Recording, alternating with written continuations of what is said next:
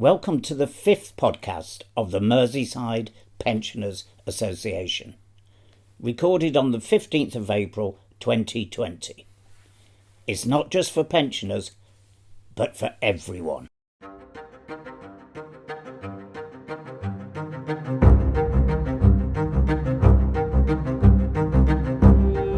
In today's programme, we examine the government's plans to murder thousands of pensioners and citizens of all ages in the UK. We talk to a senior nurse practitioner who is working on the front line of the NHS and who is, like thousands of her colleagues, putting her and her family's lives at risk by working in an environment where health and safety regulations no longer seem to apply. We listen to the extraordinary words, I should say lies, of the Government Health Secretary, Matt Hancock. We listen to the advocate of the sinister herd immunity project, none other than the UK's Chief Medical Officer, Sir Patrick Vallance.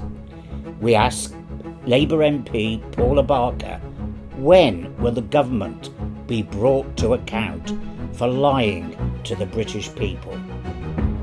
On the brighter side, we will be hearing the violin of Merseyside pensioner Phil Newton. This is Merseyside pensioner Phil Maxwell saying, "Do you remember listening to this?" Has revised the risk to the UK population from very low to low, and has concluded that while there is an increased likelihood that cases may arise in this country, we are well prepared and well equipped to deal with them. The UK is one of the first countries to have developed a world-leading test for the new coronavirus. The NHS is ready to respond appropriately to any cases that emerge. Clinicians, both in primary and secondary care, have already received advice covering initial detection and investigation of possible cases, infection prevention and control, and clinical diagnostics. Acting on the advice of Professor Whitty, we have updated our travel guidance to British citizens to advise against all but essential travel to Wuhan City. We are working closely with our counterparts in the devolved administrations, and the public can be assured that the whole of the UK is always well prepared for these types of outbreaks, and will remain vigilant and keep our response under constant review in the light of emerging scientific evidence. So, Mr Hancock, in your statement to Parliament on January the 23rd, you said the UK is one of the first countries to develop a world-leading test for the new coronavirus. Really? Well, where is it? You say that if cases arise in this country, we are well prepared and well equipped to deal with them. You say the public can be assured that the whole of the UK is well prepared for these types of outbreaks. Let's move on now from the surrealism of the Westminster bubble and enter the real world to hear what is really happening. The past month has probably been one of the hardest periods that I've had to work in my last 32 years of working in the NHS. I've never probably felt more tearful, more fearful, more proud, and every day I'm just humbled at the people I meet that are doing their job or speak to. And whilst it's an anxious time for everybody who is working in the healthcare setting, it's an anxious time for people who are isolated at home. It's an anxious time for everybody, but I'm very conscious of the fact that healthcare workers, whether they're on the front line or whether they are in the community, are the ones who are probably facing the biggest battle, because they're the ones who've got to go home and look after their families at night after being with people with COVID-19 or potential COVID-19 for the whole of their shifts. I'm angry. They've had months to prepare for this, and they've actually chosen a particular path of not testing people who are coming in from infected areas. They took a decision not to order more oxygen or ventilation support until the very last minute. And they also took a decision not to test NHS essential workers. And I think the herd immunity that they were talking about let's be honest here, it was tantamount in my eyes to genocide of the population. And I think it's more than they weren't prepared. I actually think it's criminal negligence and it's criminal incompetence as far as I'm concerned. I am a frontline worker and I see it every day. I hear it from the colleagues across the region, across the northwest, both in the community and both in the hospitals. And we're all absolutely flabbergasted about being told that there is, lots of equipment there and there is enough for everybody, and that the problem seems to be about deliveries. Well, I'm just absolutely amazed because we've got Royal Mail, we've got Amazon, we've got DPD, we've got TNT, who are still making deliveries for home shopping on a daily basis. Why can't those be used to get PPE into the areas where they're supposed to be? And, one could be cynical, but I'll tell the truth. It's because the PPE equipment is not there, and what is there is just not up to the mark. It's unacceptable. I think, when I look at the Royal Mail, which has continued delivering, why aren't we not mobilising the Royal Mail? Why are we not mobilising Amazon or TNT to do those deliveries? So I just don't think it washes that, it's a question of logistics and statistics and we can't get these out. And I'll give you another example. My friend is a manager of a care home in the northwest, and they've just had their weekly hand sanitizer. Now, when I tell you they've received 2 bottles of 2 400ml bottles, that is the whole of their sanitizer for 30 residents and for all of their staff.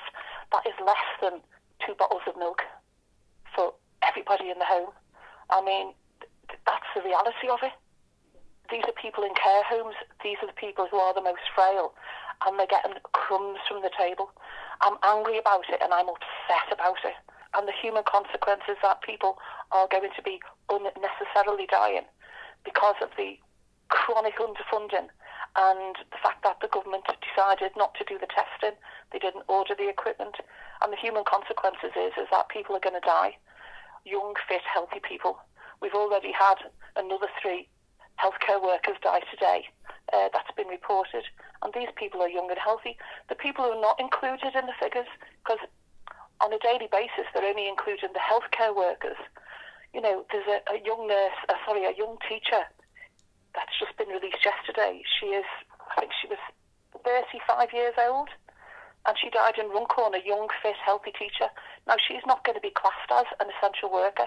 She won't be one of the people that's going to be classed as, but she's been doing her bit by looking after children of healthcare workers, but they're just not included in all of those figures. And, even the reporting of the figures for me is a total sham. They are only reporting of patients that have died in hospital that have been tested. And the Office of National Statistics actually puts it to 40 to 50% more of people who are dying in the community because they're just not getting tested. And as a result, they're not being included in the figures. What about people dying in care homes? I think there's 2 things here. We've got nursing homes and we've got care homes. And both of those are facilities where we've got nurses and care workers looking after those people, because those people, for one reason or another, can't be looked after by their families or live independently anymore. We've got lots of patients or residents in care homes that have got a dementia. And what we're seeing across the whole country is that not just these patients with dementia, but these elderly patients, if they contract COVID-19, they're actually passing away very quickly. And I think what we're seeing, it must be so frightening if you are in a care home and you are with carers that you've got used to every day, and they're part of your family, because that's the residence, that is their home now. And for me, I think for a lot of these, and I'm getting a little bit upset now, I'll make no apology for that, we could be potentially sending people into hospital that have got some cognitive impairment to be greeted by staff with PPE, masks and gowns. It must be the most frightening experience. I think the staff in the home, who are probably the most underpaid, and this is where I do get upset, they are underpaid, undervalued, the poorest workers of society. they're going in and they're looking after our relatives and our families without the proper equipment, without the proper masks or the gowns. And I'm not saying that every care worker should be wearing the mask, because you have to use your own judgment on that. But within the care homes, they know their patients very, very well. But if you've got somebody who's a definite COVID-19, you cannot be putting yourself or your family at risk. I just think I'm looking at the care homes and I'm thinking, all this herd immunity, did they just want people just to die? To me, it was like a form of genocide. And I think now that we're talking about healthcare workers who are dying. I think Matt Hancock going on the radio the other day saying, well, there's some health workers died, and while he made some comments and he was very sorry, he was then questioning where they actually caught it from. I'm sorry, but for me, this is tantamount to corporate manslaughter. You wouldn't send an airline pilot up in a plane with one engine and a full load of passengers and only have one engine working, yet we're prepared to put healthcare workers on the front line with not enough equipment, not enough testing, and we're giving them, half the job. And that, I'm not what I said. You wouldn't put a plane up in the air with just running on one engine. The pilot would quite rightfully say, I'm not taking off. But healthcare workers will carry on doing this at a cost to themselves and their own families. I mean, I'm not sure if people are aware, but we've actually mobilised, one of our other vulnerable groups. There's now 10,000 nursing students who are now working on the front line. They are working with the COVID-19 patients. So their training, which was over 3 or 4 years, all of a sudden they are on the front line. And I'm humbled by that, absolutely humbled, because these people really are putting their lives on the line. I was looking yesterday, Phil, about a doctor who passed away down in London, and he actually had a face-to-face with Boris Johnson, and he urged him and said, every worker needs PPE. But he didn't say for it to be worn over a 2 or 3 day period. He just said, I want PPE. And he's actually passed away yesterday in Queen's Hospital, London. He's 52 years old. There's 2 porters have died from the John Radcliffe. If you go out shopping, I've noticed all the people who were doing the essential workers and the shop workers. Who's actually fighting for them?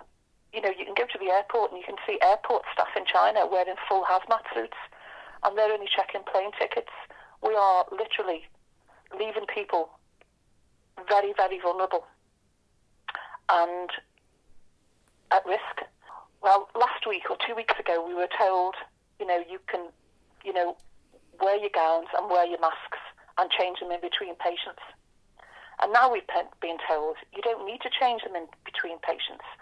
So what's happened, because the safety or the standards have now dropped, but you don't change something that's been working for 20 years.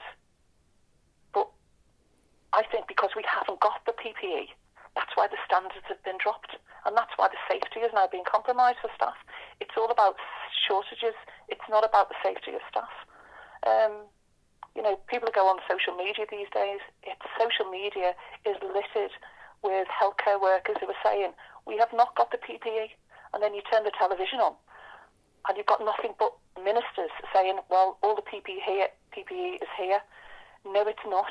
And, they're very careless with truths and lies, and they're careless with the lives of healthcare workers. I am now in a position where, I'm fearful that I might bring something home to my family or my friends. We know that the swabs that are being taken, they're only 70% of they could be given a false reading. Well, why haven't we got the same as the rest of the world? Why haven't we got the same as Germany or India, where their tests are more effective? Why have we got the second-hand tests for 70%? People are going into hospital now, and if they're not being admitted into the hospital, they're actually not being checked. They're not actually being swabbed for coronavirus. And I know that personally, because I know somebody who actually was admitted, who went into A&E 2 days ago, and with a respiratory problem. They came home that day, but they didn't get swabbed for COVID-19. Our care workers, are they being tested? Care workers are not being tested. I don't know of one nurse, Oh, sorry, I do know of one nurse, and maybe of two nurses who've been tested and they've been positive. But the testing that's going on in the hospitals is very slow. The testing that's going on outside in the community is very slow. Nobody's testing the care workers in the care homes. In Kerala, when I was reading this morning, they are doing aggressive testing on everybody. They're doing contact tracing. They have built shelters over there for migrant workers. I mean, we've talked about building the Nightingale hospitals. They've built massive amounts of shelters for migrant workers there. And they're also getting millions of cooked meals out for the people who are in that state. And they've actually flattened their curve in relation to a lot of other countries, certainly in relation to Europe.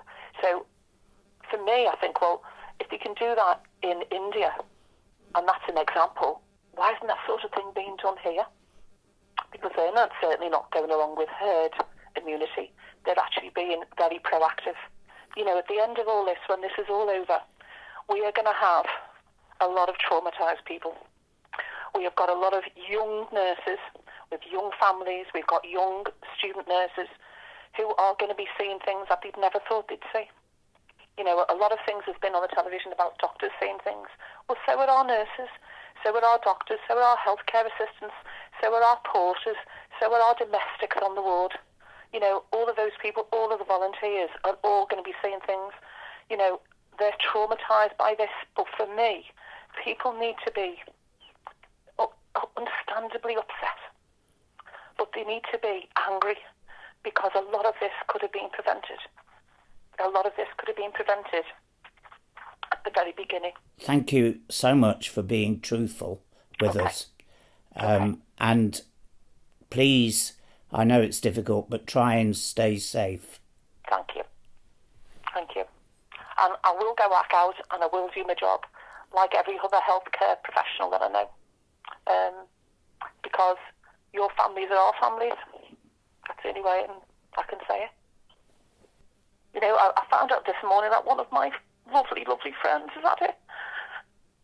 And she's just come out of hospital. She's actually survived it, but she's quite frail. And this is one of my good buddies, you know. Cancer patients are going to have to wait now, and they are not being started. People who are on existing chemo have been told that that's going to continue for a while, but we don't know how long. But there's not going to be any new chemotherapy treatment started. Well, that's just horrific. That, to me, it's genocide. Sorry, I'm just really upset now, Phil. You know, I know somebody last week who was diagnosed with breast cancer, and she's not going to have any surgery. You know, just so angry. The poignant account of a senior nurse practitioner in the northwest of England. The government is lying through its teeth over the number of COVID-19 cases and deaths in the UK. They are lying about their plans for testing and the delivery of personal protective equipment. They are lying about the production of ventilators and PPE. In his book 1984, George Orwell said, "Freedom is the freedom to say that 2 + 2 makes 4. If that is granted, all else follows." Well, Matt Hancock has not embraced freedom. The statistics spewed out daily by this rotten Tory government just don't add up. It seems that the safeguarding of employees no longer matters. What little is left of health and safety legislation in this country seems no longer to apply. David Cameron describes such legislation as red tape. We witnessed the consequences of a lack of so-called red tape at Grenfell Tower. Now the same is happening again on an industrial scale. We need to demand mass testing now for everyone. We need to demand protection for all our NHS workers. And when this is all over, we need to demand justice for all those who have died unnecessarily. We need to organise together against a government who sees fit to break the law to kill the poor. No matter how hard they try, they will not be able to hide from truth and justice. Now they are saying they are not pursuing herd immunity. Really? Listen to this. It is the case, of course, that if you completely locked down absolutely everything, probably for a period of 4 months or more, then you would suppress this virus. All of the evidence from previous epidemics suggests that when you do that and then you release it, it all comes back again. So the other part of this is to make sure that we don't end up with a sudden peak again in the winter, which is even larger, which causes even more problems. So we want to suppress it, not get rid of it completely, which you can't do anyway, not suppress it so we get the second peak, and also allow enough of us who are going to get mild illness to become immune to this, to help with the sort of whole population response, which would protect everybody. Probably about 60% or so. And we think that this virus is likely to be one that comes back year on year, become like a seasonal virus, and communities will become immune to it. And that's going to be an important part of controlling this longer term. 60% is the sort of figure you need to get herd immunity. I mean, of course, we do face the prospect of as the Prime Minister said yesterday, of an increasing number of people dying. That is a real prospect. This is a nasty disease. We've been working on this since the beginning of January. That was the Chief Medical Officer, Sir Patrick Vallance, speaking on the 13th of March. Let us never forget what this government has done. The Merseyside Pensioners Association will never forget. You can listen to all of the Merseyside Pensioners podcasts by going to the Merseyside Pensioners YouTube channel. There's also some films you can watch featuring the campaigning work of the MPA. You can also hear us each week on Liverpool Community Radio FM 106.7 or online. Remember, if you have something to say, then contact me by email at maxwellphotouk@yahoo.co.uk. Earlier, I spoke to Labour MP Paula Barker, who represents Wavertree constituency in Liverpool. Paula, on January the 23rd, Matt Hancock told Parliament that the risk to the UK from coronavirus was low. He said the NHS is well equipped to deal with the virus. He also claimed that the UK had developed a world-leading test. When will this government be brought to account for lying to the British people? Well, I completely concur that the government must be held to account for lying to the British people. As we know only too well, after a decade of Tory austerity that has seen our NHS and our social care sector destroyed and basically on its knees through underfunding of our public sector. We know only too well the lies that they tell. They state all the time that there is massive inward investment within our NHS. But if you look at our social care sector, it's had over £7.5 billion removed from it via the local authority route over the last decade. So I feel extremely passionately about this. This is an issue that I have campaigned on for many, many years. It affects the most vulnerable people in our society, and those incredible care workers who provide the services to those residents are absolute heroes. But let's not forget, they are some of the most low-paid, predominantly women workers in our labour market. And quite frankly, they need dignity in social care, just as the residents who receive the care also need dignity. Now, when I spoke to a nurse on the front line earlier, she was telling me that the statistics regarding coronavirus death were inaccurate and that there were lots of people who were dying and the figures aren't correct. What is the opposition going to do about making sure we get accurate information on how this pandemic is killing people in the UK? Well, from a personal point of view, as the MP for Liverpool Wavertree, I have personally been raising this issue because one of the things that concerns me greatly is the fact that social care deaths are not being recorded. It's simply the deaths in hospitals which are being recorded. And as we know, hospitals are not admitting some patients because of overcrowding. So I've raised this issue consistently. I know that it's exercising a number of my Labour colleagues as well. What we're trying to do is, obviously, recess is now till the 21st of April. We have asked for Parliament to be recalled before the 21st of April, so we can do it via a virtual Parliament to try and hold this government to account. Because you'll have seen in social media, we are writing so many letters to government ministers raising these really important questions, and sadly we're not receiving any answers. So for me, the first key thing is for Parliament to recess before the 21st of April. And of course, we've got to ensure that we contribute to the social distancing measures and keeping people safe and well. It must be done virtually. We are in, 2020. It is not beyond the realms of possibility that we can do this.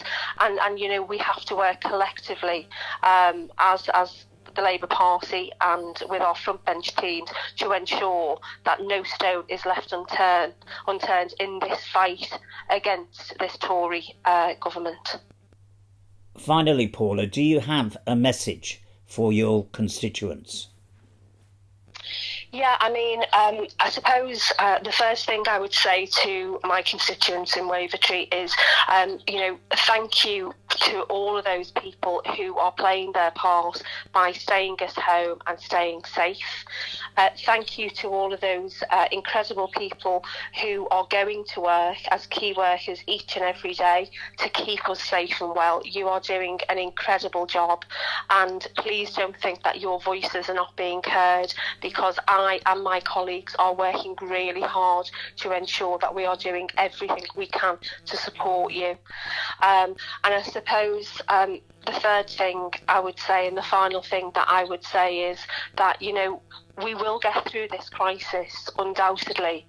And one of the things that we've got to look at really, really strongly is the government's exit strategy to this. And in that exit strategy, we have to ensure that we don't revisit the terrible, terrible days after the 2008 bankers crash, whereby we were told by a hostile and pernicious Tory government that austerity was a necessity. Austerity was an ideological choice in 2008. We must not let austerity number 2 become an ideological choice in 2020. So I, along with my colleagues, will be fighting extremely hard against that, because we know only too well, given the level of attacks on our society that we've had, when the government is saying that it's providing safety nets for people, there are so many loopholes in this so-called safety nets. Whether it's because you're self-employed and that's not taken into consideration, whether you missed the cut-off point for when you started a new job or gave in your resignation, any of those things, whether you've got to apply for universal credit or SSP at £94 a week, which Matt Hancock himself has admitted he could not live on. So we know these people are all taking this hit, and we are fighting for them to be protected. But we must not let this Tory government attack public sector workers and frontline workers that have kept our society going. The NHS, the social care, the transport drivers, the supermarket workers, we must not let them do that. And I would very clearly say to this government, I am sick of the rhetoric. I am sick of hearing the soundbite of "we will do whatever it takes." Put your money where your mouth is and make sure that you do whatever it takes to create a more fair and equitable society, because our people deserve no less. Paula Barker, Labour MP for Liverpool Wavertree. We did ask Matt Hancock to come onto the programme, but he was unavailable. It's become very clear during this crisis who we all depend on. It's not the bankers, hedge fund managers, rich CEOs or billionaires. It's the thousands of low-paid frontline workers who keep essential services going. We need to demand a fundamental change in the way the economy works. We need an economy that works in the interest of all the people. Next week, we will be looking at how the care system is not fit for purpose. The MPA believes we need to take the care system out of the hands of the hedge fund managers and back under the control of local authorities. We need to reclaim social care for ourselves. I will be talking to MPA member and social care policy expert Anne Bannister about what needs to happen. Remember, we need to demand testing now for everyone. We need to demand protection for all our NHS and key workers. And when this is all over, we need to demand justice for all those who have died unnecessarily. We need to organise together against a government who breaks the law to kill the poor. No matter how hard they try, they will not be able to hide from truth and justice. This is pensioner Phil Maxwell saying goodbye for now. Stay safe and solidarity to you all. And we hear now from the violin of our pensioner musician in residence, the incomparable Phil Newton.